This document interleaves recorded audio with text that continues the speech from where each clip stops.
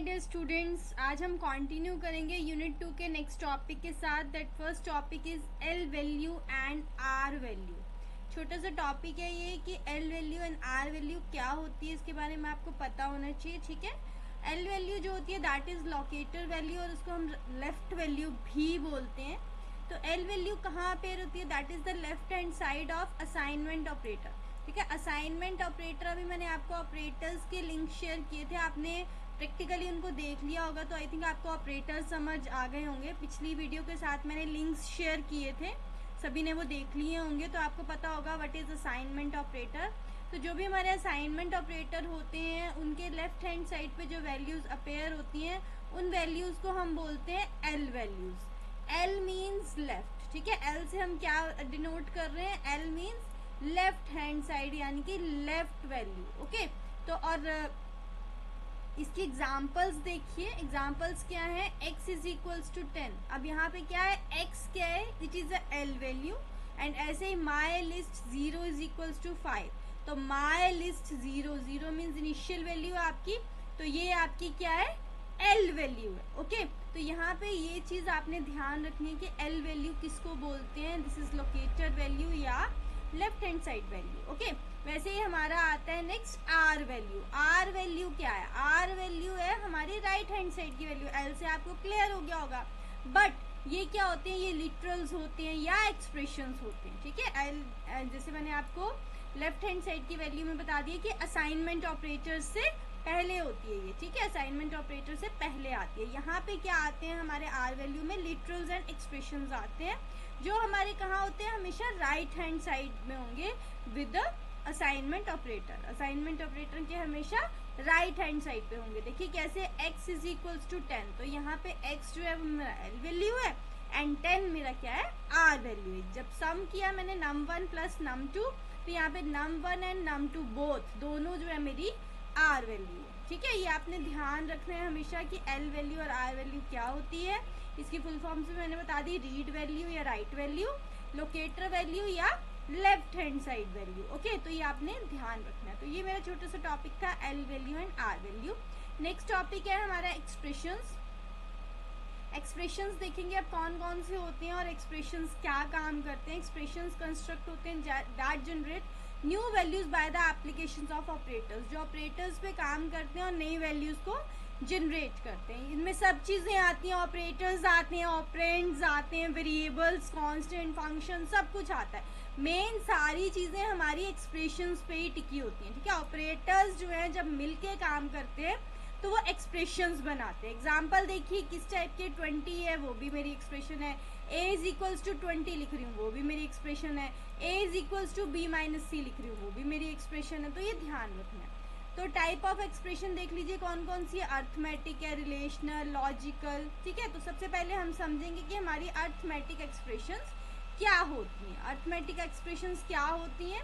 These are the combination of operands and arithmetic operators such as addition, subtraction, multiplication, division. जैसे आपने operators में पढ़ा होगा, जिसने देख ली होगी वीडियो उसको क्लियर होगा, हमने अर्थमेटिक ऑपरेटर्स में ये सारी चीजें की हैं। तो जब ये ऑपरेटर्स जो हैं मिल जाते हैं हमारे ऑपरेंड से और एक्सप्रेशन बनाते हैं, then it is called arithmetic expression. देखिए a is equals to 20, b is equals to a plus 30, आपस में इन्होंने ज्वाइन कर लिया, तो ये सारे क्या बन गए? हमारे अर्थमेटिक एक्सप्रेशन। उसके बाद आती है हमारी रिलेशनल या कंडीशनल एक्सप्रेशन।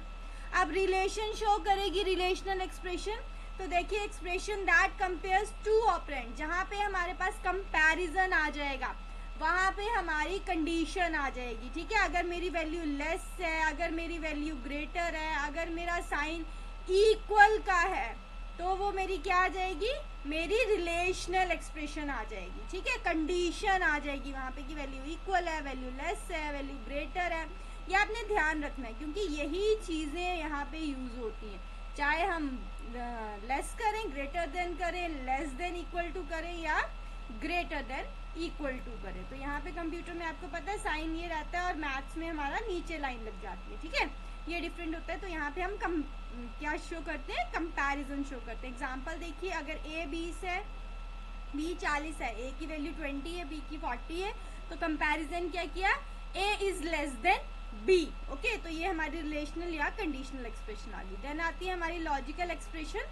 लॉजिकल एक्सप्रेशन देखिए जो लॉजिकल ऑपरेटर्स को यूज करती है, एंड, और नॉट।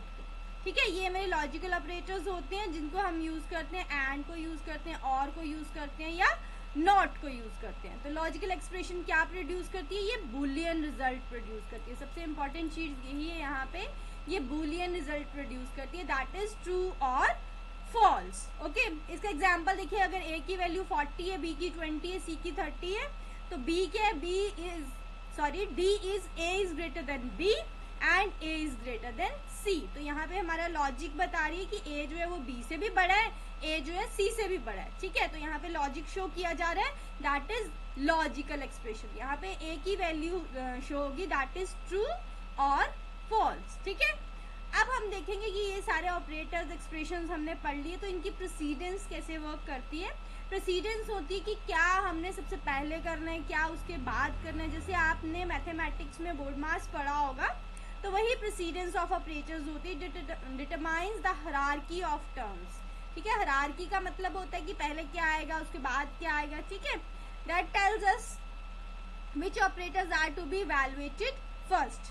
ठीक है, this affects how an expression is evaluated. अब किसी भी एक्सप्रेशन को ले लो, जैसे मैंने एग्जांपल लिया a plus b multiply c minus d. ठीक है, तो यहाँ पे आप इसको according to hierarchy of operators solve करेंगे, और कंप्यूटर भी इसको हायरार्की ऑफ ऑपरेटर्स के साथ ही सॉल्व करेगा। ओके, तो यहाँ पे एक्सप्रेशंस जो है वो हमारी प्रॉपरली इसी के साथ चलेगी। तो दिस इज कॉल्ड ऑपरेटर प्रोसीडेंस। छोटा सा इसका आपको डेफिनेशन भी आ सकती है, और आपको ये पता भी होना चाहिए, बिकॉज इसी से रिलेटेड हमारी प्रोग्रामिंग जो है वो रन करेगी। ओके, तो ठीक है, आप इसको पढ़ के देखिए। अगर आपको कोई डाउट लग रहा है कि मुझे यहाँ पे एक्सप्रेशन नहीं समझ आ रहे हैं, या मैंने जो लिंक्स शेयर किए हैं उसके आपको ऑपरेटर्स नहीं समझ आ रहे हैं, ठीक है, तो आप मेरी वीडियो को देखिए ध्यान से, बार बार देखिए।